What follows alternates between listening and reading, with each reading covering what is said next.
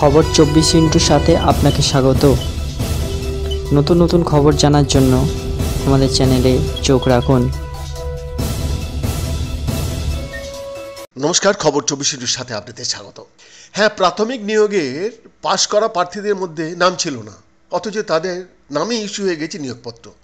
WhatsApp এবং অন্যান্য social মিডিয়ায় সেই ছবি দেখেই চোখ কপালে প্রাথমিক শিক্ষা সংসদের আধিকারিকদের। অবিকল নকল করা হয়েছে সই, এনভেলপের চেহারাও একই। খতিয়ে দেখেই কর্তারা বুঝতে পেরেছেন ওই নিয়োগপত্র আসলে ভুয়ো। শুরু হয়েছে তদন্ত।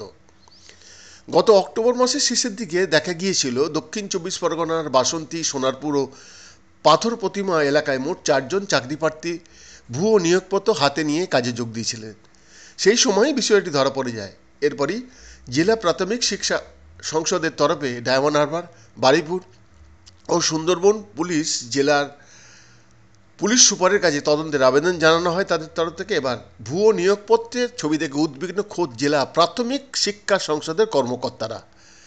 2009 প্রাথমিক শিক্ষক নিয়োগ পরীক্ষা উত্তীর্ণ হন 1834 জন। তাদের মধ্যে প্রথম ধাপে 1506 জনের তালিকা প্রকাশ করে নিয়োগপত্র তুলে দিয়েছিল জেলা প্রাথমিক বিদ্যালয় সংসদ। বাকি তালিকা নিয়ে দীর্ঘদিন আন্দোলন চলছে। চাকরি প্রার্থীদের আন্দোলনের পর গত 6 ফেব্রুয়ারি 1834 জনের পূর্ণাঙ্গ তালিকা প্রকাশ করা হয়। সেই সমস্ত চাকরি প্রার্থীদের নিয়োগ প্রক্রিয়া শুরু হয়ে গেছে ইতিমধ্যেই। তার মধ্যেই ভুয়ো নিয়োগপত্র প্রকাশ্যে আসায় উদ্বিগ্ন বেড়েছে। শিক্ষা সংসদের চেয়ারম্যান অজিত কুমার নায়ক জানিয়েছেন, ডায়মন্ড হারবার পোস্ট অফিস থেকেই এই নিয়োগপত্র দুটি পাঠানো হয়েছিল সাগর এলাকার 2 চাকরি প্রার্থীকে। নিয়োগপত্রের এনভেলপ, এমনকি আমার স্বাক্ষরও নকল করা হয়েছে ভুয়ো নিয়োগপত্র দুটিতে।